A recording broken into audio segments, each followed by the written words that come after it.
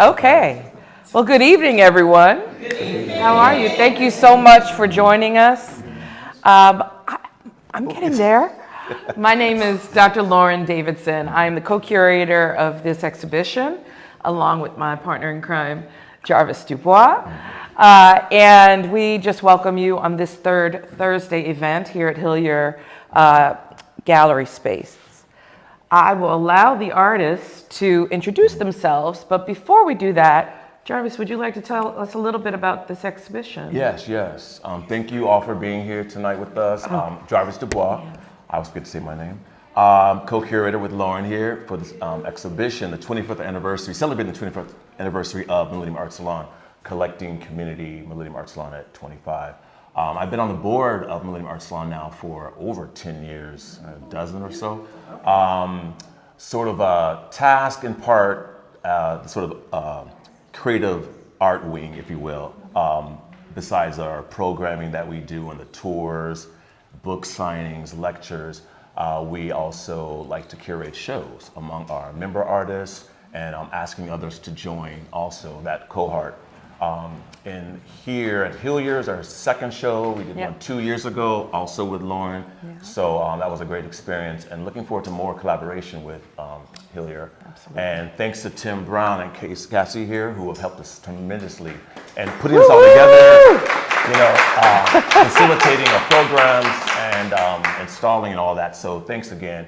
And this is show we were thinking about for a while, thinking about a theme or not, and we decided to really celebrate and highlight those artist members of the organization, and to invite others to join who may not have known about Millennium Arts Salon or have gotten the programming, heard about them through the network, but not engaged in this way. So we were really happy that we did an artist call, put it out there, really happy the folks that did submit work and join the organization. So to kind of expand the roster of those artist members. So that's how we made the selection for this work in one of a variety of mediums, paintings, prints, photo-based work, sculptural things, and various mediums also. So that was really important to us to show that variety of artistic practice here in DMV. So without further ado, introduce the artist? Yes. We would like to,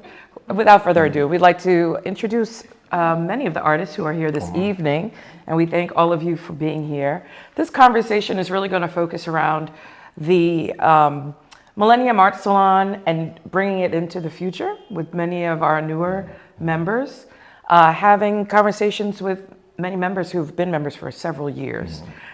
So starting with Ms. Aziza. My name is Claudia Aziza Gibson-Hunter, but all the artists call me Aziza. And I am a mixed media artist. I work primarily in acrylics and colored pencil. Good evening, everyone. My name is Omari Jesse.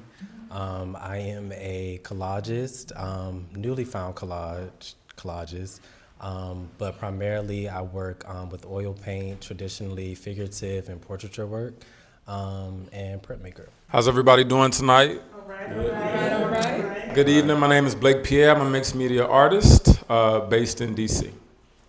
And your work is right there. So, hello everyone. I'm Rashad Ali Muhammad. I am a multidisciplinary artist, primarily collage artist, and my piece is there in the back. Yeah. I do make clothes. Yes, absolutely. Thank you so much, ma'am.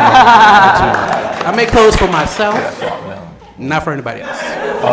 I'm still waiting on my special order. I'm just saying. Be waiting for but we'll work it out. Okay. Good evening, everyone. I am Maria-Lana Queen, and I'm primarily a mixed media artist, but mostly abstract. And I am proud to say that I'm currently displaying in the Venice Biennale show. So I'm excited. Thank you so much, and thank Millennium Arts Salon. This is just fantastic. I had to be in this show. And that piece is my piece there, Awakening, and look forward to speaking with you more about it. Thank you. Good evening, everyone. I'm Kristen Hayes Campbell, and I am a new member of Millennium Arts Salon, although I've been familiar with the group for several years. Happy and honored to be involved in the show. I'm primarily a painter, but also a collagist. I throw some collage elements into the work, and this is one of my pieces right here. Well, piece in the show, right here. Yeah. Thank you. Good afternoon, everyone. My name is Roslyn Cambridge, and I am an artist, and I have done collages, mixed media. I'm also a poet, and other things. I thank you for this afternoon, for coming in here and displaying my, these two small pieces here, Caribbean looking. So let's start with talking a little bit about your work in the show, just to give the folks a little foundation. Good afternoon, everyone, and thank you for having me in here. It's indeed an honor for me to have a great voice and maybe shed some light upon my two paintings right behind me here. Collage Series 2, which is the one on top, and the Collage Series 5. Two different subject matters, but they all have to do with my being as a youth in Trinidad and Tobago. Okay, so the Collage Series 2 and Collage Series 5 were selected by curators Lauren Davidson and Jarvis DuBois, specifically for this exhibition titled Collecting Community Millennium Arts 25th Celebration. Over the years, the MAS organization has continually kept up with the momentum of the visual and performing arts, and I must say that their efforts reflect dedication and excellence. Now, the two collages mentioned here are based upon the principles and elements of design, with a focus on nature and pattern variations. These works are part of a collection of 21 compositions, which began in 2018. Also, the diagonals in these compositions are not only designed to create interest, but also to emphasize the dynamism in design, color, and texture. Whether these works show evidence of a specific theme or not, they are abstracted expressions. In the beginning of my career, the category of my works did lean somewhat to landscapes and portraits. Later on, my inquiry led me to the study of African masks, then eventually to themes based on my personal relationship with Jesus as my Lord and Savior, science and nature. I have also come to realize that I cannot produce anything as an artist without God's influence. Therefore, I depend upon my God for my inspiration. Now, if you take a look at the small of the two, the one like the card size of the two compositions titled Collage Series 2, you will recognize the pattern of, it is a pattern of a leaf that is dominant. Yes, it is the leaf of a coconut tree, for which I'm quite familiar with on the island of my birthplace, which is Trinidad, and its twin island, which is Tobago. Now, I did not have to travel to any scenic beaches to observe coconut trees. One grew right in my neighbor's backyard, which is located in downtown Port of Spain in the heart of the city. I have had the privilege, excitement, and close-up view of observing a climber making his way up making up the trunk of the tree to pick coconuts, and at the same time visualize the swaying motion of the tree in the breeze, as well as they're listening to the rustling sound of the coconut leaves. In going from Roslyn's piece next, I'd love to hear about you, Omari, about your work, and then a little later we'll explain how we designed this exhibition and placed these two together, or these three together. So go ahead, Omari. So my work, the piece here titled We Have More Yesterday Than Anybody, and the piece in the back titled Good Hair, Good God. For me, it was all about remembering, kind of calling back to a familiar place, a place where I felt safe, sort of childhood interiors, things that I remember growing up seeing. And like I stated before, collage is a fairly new medium that I'm getting into, but I love it so much. I've grown to love it because of its tactility, but the way that I'm able to, I love the immediacy of it. I love being able to just combine different ideas, different images, and depending on if you do it right, in my opinion, it can propel a story or sort of unlock a memory or something that something that I've could have been sort of thinking about subconsciously. So more specifically, this piece in the back is a picture of my grandparents. My grandfather migrated from Texas, my grandmother migrated from Georgia, and they met in DC and had 7 kids. So I remember going to my grandmother's house growing up, and just sort of all the memories, all the I just remember the interiors of that space, and I think that's something that really inspired this piece. And the title specifically just talks about just having so much past with someone, and how that is truly powerful, just the history of a connection and of a bond and what you can build from that. And Good Hair, Good God really came from started from my photography practice, just going over trying to find inspiration. So I went to my cousin's house to just take pictures because she's a hairdresser. And after I got the image and I was playing around with screen printing and printmaking, I was like, what do I want to do? But as I started to combine different images and put things together, the story sort of unfolded. And one thing I love about collage, it sort of tells me what to do versus me trying to force an idea upon it. I think this very sort of personal story in a way, this is familial ties, thinking, you know, sense of home and groundedness. I want to move over to yours, Rashad, if you don't mind. Because I think there's a connection there, and this is collage, mixed media, and very personal. Do you want to tell the story about this? Yeah, want to share that with? Okay. Share with you. Absolutely. Okay. Okay, so collage, I'm new, further along collage. Anywho, yeah. So mixed media work, as Omari did say, collaging does bring out these narratives. And so Lauren had a studio visit with me earlier this year. This year specifically, I wanted to evolve my practice into take on more personal topics and more, not just, I don't want to say trauma, but using shadow work as a catalyst to bring out those narratives. So early this year, or actually early last year, I had a cancer scare, and so I'm fine today. But I wanted to work through that emotion, and a lot of my work before this, if you're aware of my work, is very colorful, very vibrant, and I wanted to do something very completely different that really struck on that topic of like that turmoil, that rage, that depression.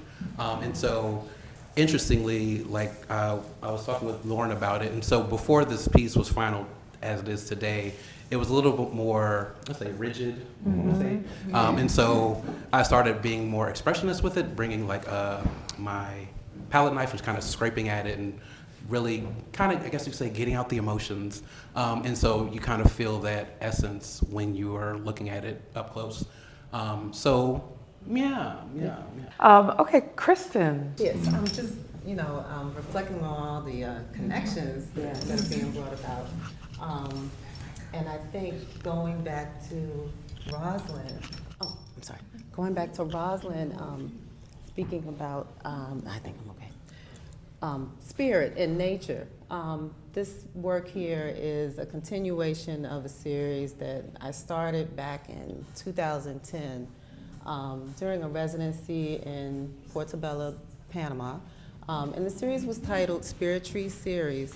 And so at the time, I was looking for something more tactile that I could use as a conduit to express this idea of spirit and our connection to a higher source.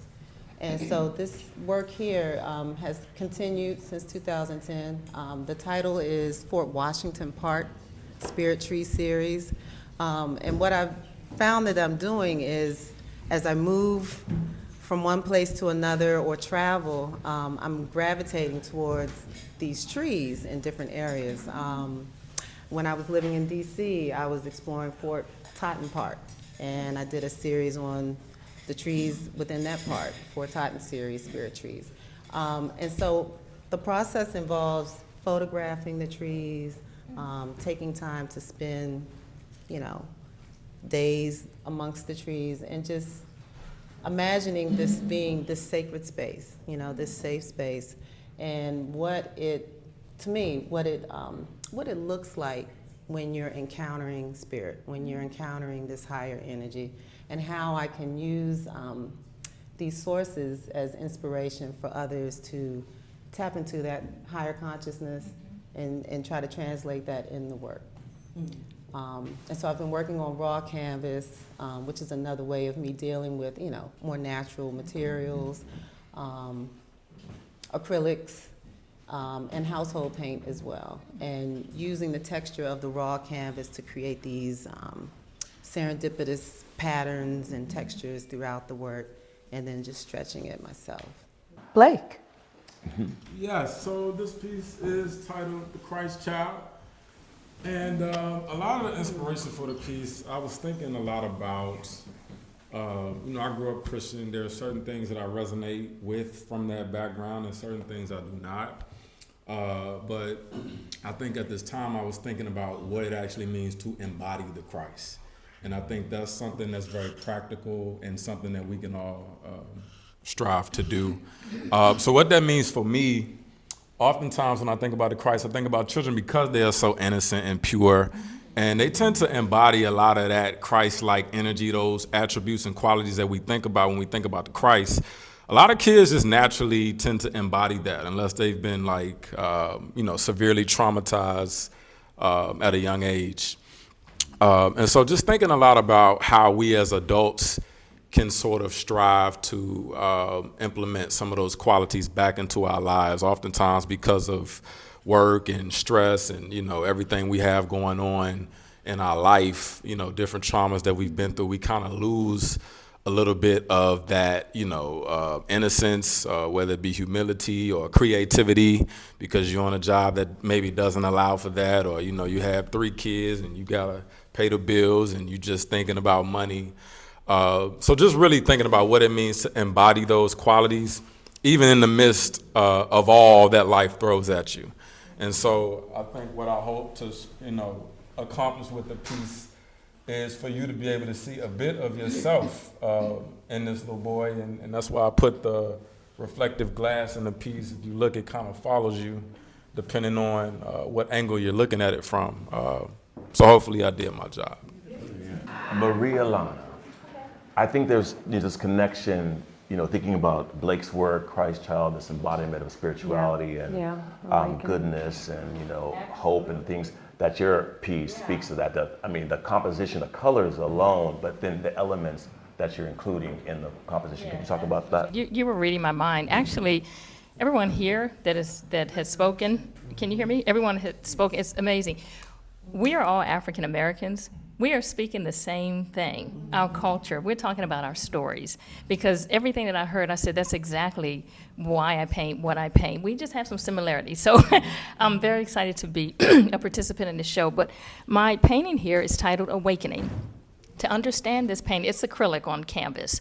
And I, like the lady next to me mentioned, I also paint on not unstretched canvas because I feel that it cages me. I just get a big roll of canvas and I start cutting my canvas, and then we'll have it stretched. But this is acrylic, and I use the finest type of paint because I want my paintings to really be bold, to make a statement intentionally. To understand awakening, I have to tell you, when I started painting, it was about 25 years ago, unfortunately, when my brother passed away, and that's trauma, right? Mm-hmm. I'm a self-taught artist, but my best friend, Marva Street, she's not able to be here today, but she mentored me, and she's an art collector. Some of you all know her and have met her. She gave me a set of art supplies, and she said, you're experiencing grief. You are not functioning. I wasn't functioning. You know, when we lose someone that we love, we're going to go through a grief stage. She gave me a set of art supplies and said, just paint what's on your mind. And I'm going, I am a former model myself, and I'm going, I'm not getting these hands dirty. I don't know what you're talking about. But I picked up this set of art supplies because I was not functioning. I started painting everything that was on my mind. It's like I gutted out things. I painted about grief, loss, all emotions, family, relationships, sadness, celebration. that's what I paint. I paint whatever's on my heart and soul. So I'm literally, my paintings represent a painted diary. You're going to get that through me. I tend to be an advocate. When I'm angry, you're going to see it on paper. I mean, you're going to see it mostly on canvas. Awakening is, I didn't know what to title this until I finished it, and then it like many of us, the title formed. It's about channeling my ancestors. As I learned and heard more about 1619, because we didn't in school. We knew and we heard about slavery, but I'm really happy that it was brought to the forefront. And so I started channeling what may have happened. 1619, could my ancestors have been a part of that, being taken from somewhere, forced through the oceans on a ship? Did they perish? Did they choose to jump? Did they lose their souls because they did not want to adhere to that? So I'm one of 10 children, and what I have here are eggs, like the brown eggs at the bottom. There's 10 of us, and then my mother, she's single. I was raised in a single-parent household. My mother represents the 11th one, but I started channeling my ancestors and started realizing we are strong people. We're very resilient, and if they survive, so can we. Awakening is always recognizing that we've always been awaken, whatever the term people want to use, and that represents perseverance, and that our ancestors always rose and survived, and we will too, as a people. I have 2 red crosses there because in my paintings, I usually always represent my faith, but 2 of my brothers actually passed away, so that's representing their souls. I tend to paint ladders in my paintings to represent a way out as we're making decisions or as we have troubles and whatever trials and tribulations. We're still standing, we're all still here, and yet we're human. We all have experienced trauma or trials and tribulations, so I paint that as a reminder. And also cages. So my cages tend to take different forms. In this particular one, you see the green bars to the side, which are open, and they're all exploded over that canvas because while we may feel caged, we are, again, a people of power. And to me, the cages are open to remind us that we are empowered, we are perseverant, we follow our faith, and we're resilient. And so this is giving homage to my ancestors, who I think they were. I'm channeling modern day, my generation, and I feel that my ancestors, and maybe me, maybe I'm paving the way for the next generation, the younger people, so they always stay awake, and that they realize that people worked hard and died, and were brutally just beaten, whipped to the point of no return. And so that's called awakening, to keep it out there. That's what I want. When I leave this earth, I want paintings to have an impact, to remind us of who we are as people. And that's what I'll say about this painting. Preston.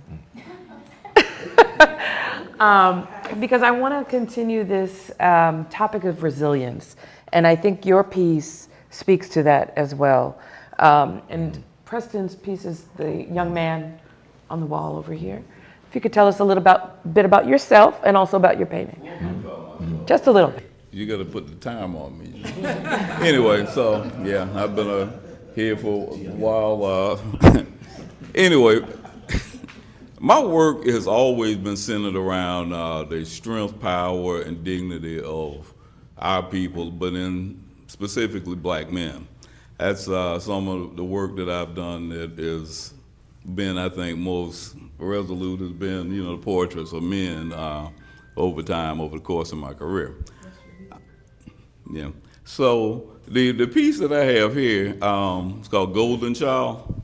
And I guess I started doing a series called Black Males, and this was starting from probably 2017, and it has rolled into now a body of work that I'm calling Documents, Please, with, some of I found transcripts from my father's wallet, whether it be his voter's registration card, his Army registration card, his dog tags, love letters he wrote to my mother, all kinds of different things. So I started with, doing a series of portraits that have been indicative of a lot of my ancestors.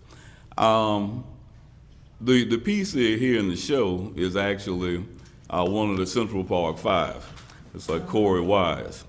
And so I was talking to the young lady here who's Kristen. Well, yeah, at the opening about, the approach to painting itself, like with the pours and stains. And I've kind of evolved into my painting with more pouring and, a sense of it almost been more like printmaking, where you're looking down on approaching the work and splashing and painting.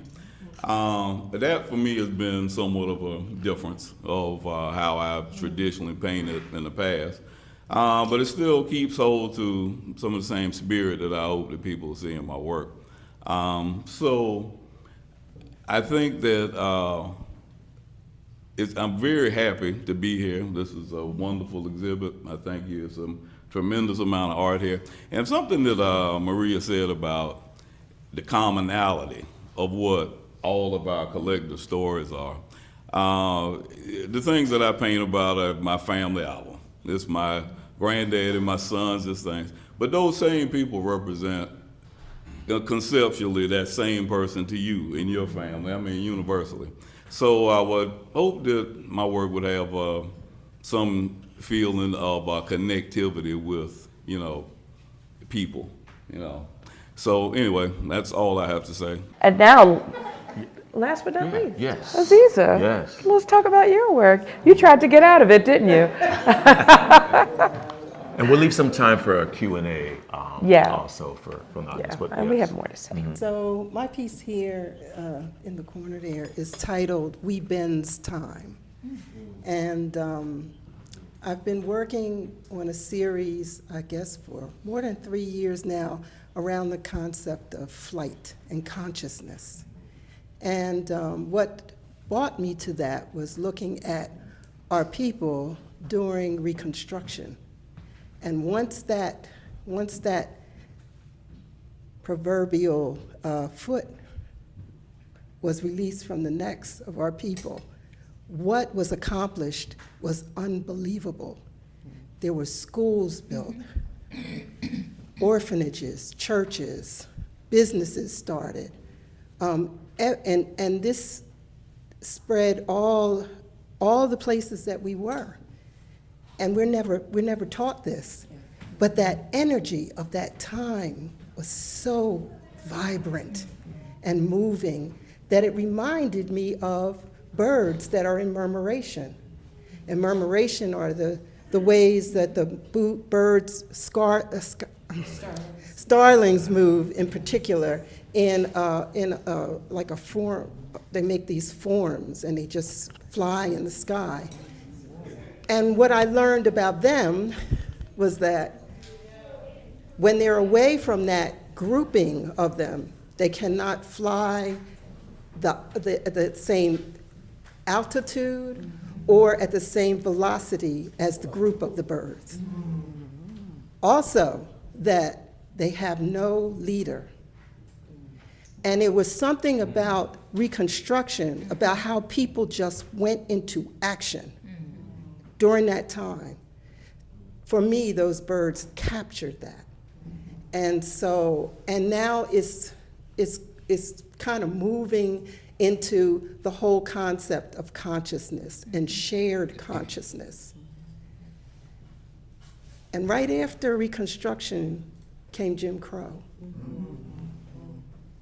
And many of us went underground, but carried that same energy with us. Are you with me? Yeah, absolutely. Okay. So there is something here for us to tap into. It's something here, there was something left for us, something that was given to us to make it through the most dire times. We've gotten through those. We're facing one. So get information. Get information. Thank you so much. I feel like that was the perfect note to end that part of this conversation with, and really to spark further conversation about it. Because I think as we've gone through, we realize how similar all of the artists' work and what has inspired all of you. how similar it really is. I want to go back to this concept of nature, because that is definitely reverberates through many of the works here. And I want to talk a little bit about how nature helps to guide your brush, your print work, your practice, and what you draw from it that you then apply to your own life. And I know that that is a very broad spectrum, but there were connections here that Jarvis and I made, but not until I'm sitting here now did I realize that there were even more connections. Right. Yeah. And many of them were around the concept of nature. Ms. Roslyn, could you start by you started to speak a little bit about how your environment growing up in Trinidad affected and influenced your work. And now, as you know, obviously living here, being here, drawing from those memories, can you speak a little bit more, perhaps, about the second work, and about how that affects it, influences it? The second work has more to do with fabrics. And that is something that I saw when I was growing up with the Orientals. But mostly, so yes, they would use, and especially during carnival time, they'd be using all these different types of fabrics and Chinese, we call them Chinese clothing, which is the A-line clothing for the women with a slit all the way up in the neck, diagonal, and so on. That basically is it. But the first one has to do a lot with what I saw in my backyard. The swaying of the coconut tree, the man climbing up the tree, and also the rustling of the leaves. And I didn't have to go to a beach to look at that. It was right in my backyard, and I had no idea that that would influence my later compositions. So that is... And do you find solace and comfort in thinking about those times? Yes, yeah. I do. Yeah. I think I'm back there. Yeah. I'm only a little older. But because I feel like you, Maria, in this work, and especially after hearing the true background of the work, this is a piece of comfort and solace. And is that a through line throughout all of your work? It is to keep me from taking anxiety pills. It's therapy. Yeah. So you're gonna, as I said, I paint what's on my heart, and so it's a painted diary. And it's interesting that you mentioned nature, because if you look, there are petals like leaves falling and flowers falling. That's intentional because it represents, for me, growth. And this tree of darkness, but through the darkness there's light. That's why you have that white cross-like or angelic, spirit rising there. But I also I'm working on a series titled "Give Them Their Flowers Now," and that's because our ancestors, we know and we channel our ancestors and people, but some people will not acknowledge what has happened in history or to just acknowledge history, I'll say in general. And so I say give every last one of our people or any individual that endured what they did during slavery, during the civil rights, give them their flowers. It's time now. So those flowers represent that, and I am working on an extended series, but I'm channeling petals and flowers for positivity and growth. Where we were, as you mentioned, where we've come, where we will go. We will get through this. Because we've gotten through history. History tells we're resilient. So this is about growth. Yeah. And so, yeah. Thank you. I'm thinking, well, in line with that then, thinking about, to add to the nature and organic, I'm thinking spiritual too, right? So there's that, because I think they're not necessarily separate, right? So Kristen, could you talk about, because I know your work is really your spirit trees and other things that you've worked on, earlier bodies of work. For Washington Park here, how does the place itself, tie into your own need for solace and, comfort and that, those like settling moments, for yourself? And I think that's what I do. I seek out these places for that purpose, to find solace, to get away from the noise, to get away from the chaos. And, it's like you can be aware of what's going on, but still be called back to nature. Or, this is one method of, bringing yourself into yourself, being more reflective and saying, okay, despite it all, I have a purpose, and I need to make sure that, I'm centered, I'm connecting, speaking of ancestors, and the idea of ancestors being connected to trees, these are all belief systems that, I'm connecting with, and I'm saying, okay, well, within this space of nature, this landscape, I'm drawn to these trees for a reason. So let me sit with it, let me use it in the work, and see what comes out of it, because ultimately I want to share with others what I'm experiencing during these times, So I think it's interesting because we have these natural influences and natural spaces where we find solace and comfort and community. But it's funny, on the way here, I had a conversation with my sister about her hair appointment. And that she plans it out around the holiday. And this is it's almost a religious thing, A ritual for her. A ritual. Yeah. Mm-hmm. And so I want to tie in not necessarily natural spaces, but spaces that have become natural for many of us.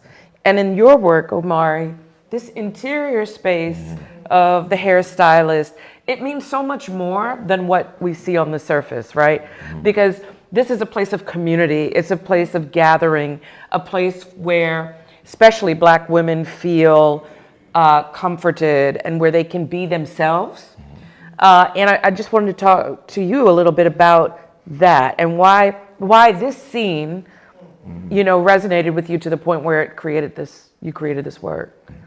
I think, touch on everything that you said, I think for me, I've been very interested in encapsulating those spaces, platforming them, and like concretizing them in a way, because they are important. I think we've talked a lot about who came before us, but I think the spaces that we've dwelled in is just as important, because a lot of times those spaces inform who we are.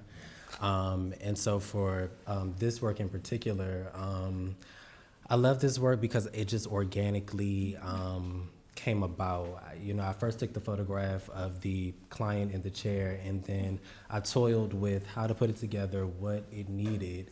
But I just think that subconscious part of me calling back to a familial place, a safe space, like growing up seeing my, just being in a space where my family members were getting their hair done or entering different salons and things of that nature. So sort of that, just like I said before, not really forcing the material, but letting the material sort of tell me what it wants to do. And as I started to combine different found imagery from magazines, it just slowly started to come together. And I really want to display spaces that, as a Black American, others can relate to. And not to say that we are, of course, a monolith where we all can connect to this image, right? But this is an image that means a lot to me. And just being able to receive sort of the feedback from different individuals that have been able to interact with both pieces. They're able to pull something from it where they're like, you know what? That does look like my grandmother's house, And then I think within that, if we're talking about community, it's sort of pulling us closer, and we're able to draw those connections. But it's through space, it's through that interior space, it's through those rooms that we've either grown up in, and like I said before, these are spaces that I felt safe, and I think safety is starting to sort of show itself in my work a lot in different ways. So yeah. Yes. I would add to that, thinking about the art, the practice of art making, right? This sort of meditative element to it. Thinking about, the cutting of collage, paper. If you zone out in that very settling space for you. But I'm thinking about, like Aziza, you drawing your concentric circles precisely, or Blake applying the paint like you do and the stones. And then Preston, your brush stroke, the thoughtfulness behind that. Is it, I think for all of you though, in how you do your work, right, your art making, that meditative element to it. Could you talk a little bit about that? Maybe Aziza, you want to start?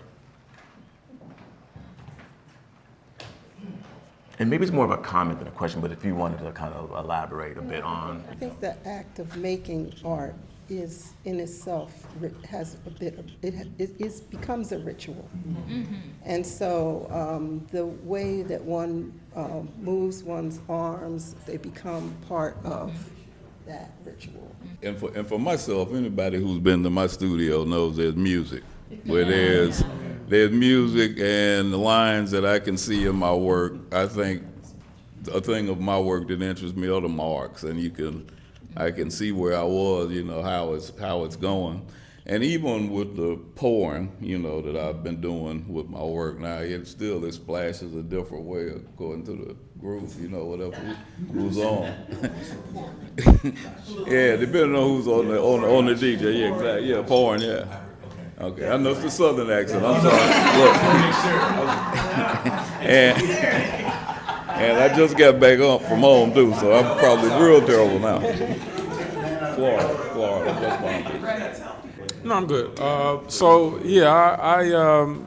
Flow is definitely a huge part of my work. I studied Carl Jung, and Carl Jung had this technique that he would use called active imagination, and it's basically when you engage in a practice and you lose yourself so much that you allow your subconscious to express whatever is in there.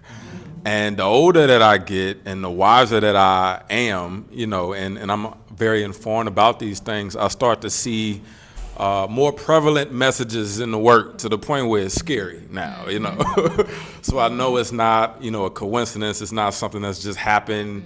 No, I've seen it happen over the years, time after time, and so I know it's a very real thing. So the whole point for me is to discover more about myself through the work. And so I often title the pieces after I make them. This wasn't titled The Christ Child when I made it, nor did it look anything like this, actually. I think as an artist, that is the whole point, to tap into something deeper in order to be able to learn or discover more about your own psyche. And then when we can do that and share with others, hopefully you all can grow, as the audience and people who consume the art, to be able to dissect your own mind a little bit more and to understand yourself more. I think that's what we all trying to do at the end of the day. I think we would love to hear from the audience. There's so many of you.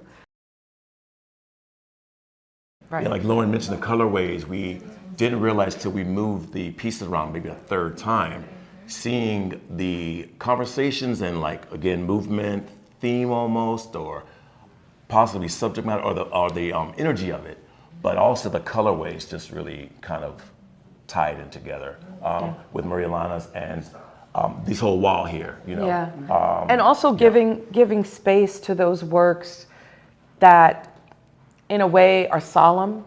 So we really wanted Preston's work, knowing the backstory of it. And for those who are interested in reading more about it, I don't know where the binder is, but there is a binder at the front that gives a fuller story about the Golden Child, as a part of the Central Park Five. It's almost that's the apse of the chapel, right? It's almost in memoriam, right?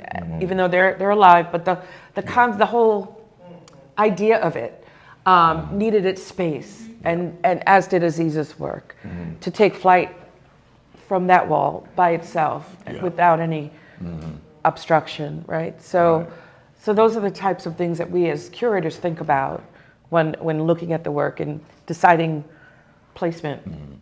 There was discussion of the matter of time and movement, and I also heard some discussion about innovation, that is the dynamics of the relationship that has been formed amongst you. So in a matter of time, we're talking about Millennium's 25th anniversary, and we have to also recall that 15 years ago, there was another kind of expression through the In Unison project, of which some of you participated. And that sense of time, from then to now, the origins is 25 years ago, then there's a 5-year thing, a 10-year thing, a 15-year thing, and here we are today. So the matter of time and dynamism is really important as we think about the nature of you as creative people and the impact that you can have on the circumstance of which we exist. We made references to Reconstruction and the dynamism of that, and then the containment of that. But as Aziza has guided us, we went sub rosa, and we keep that content with us. As we talk about EJ was with us from the beginning as the original group of advisors to us. And we give her homage, and thank you for giving her that homage. And we have the matter of legacy, seasoned artists, who have provided us, and then the younger artists. So Imar has contributed an homage to EJ, and then Helen has provided a narrative print that gives that 25-year history. Yeah. So I want to make this one reference to the In Unison project. One of the things that so fascinated me as you guys were thrown into that navigation press out at George Mason, to see how people were looking at each other's work and then informing that work almost on the spot. People were engaged with each other. That is the predicate of being in community with one another. So as we talk about art in this space, this Hillyer space, we're really enjoying the benefit of, being in this community. And, I'm really thankful for you as curators, the language that you give to that, having these artists together. I'm glad to see there's not only just a couple of artists came for the artist talk, but look at this aggregation here. It's fantastic. And for those who don't know, this is Mr. Mel Hardy. Yes. Yes, introduce yourself, please. Co-founder of Millennium Arts Salon. So that's usually Juanita's story. Yes. We all know who Juanita is. I mean, she's a thought leader and, all of that. And she couldn't be with us tonight. She couldn't be with us, so she asked me, listen, I know you ain't gonna do like I could do it, but you did a great job. Yeah, thank you. But it's really important to think of us as creatives as mattering, that we matter. Yeah. We matter beyond our being in studio. We matter in the course of our holistic lives. We matter in the impact that we have on a society that requires that we matter. So we have to have the hubris that we matter. Yeah. And we have to keep that. So with that, I thank you very much for your participation. Thank you for the guidance. Thank you for this team. Yes. Yes,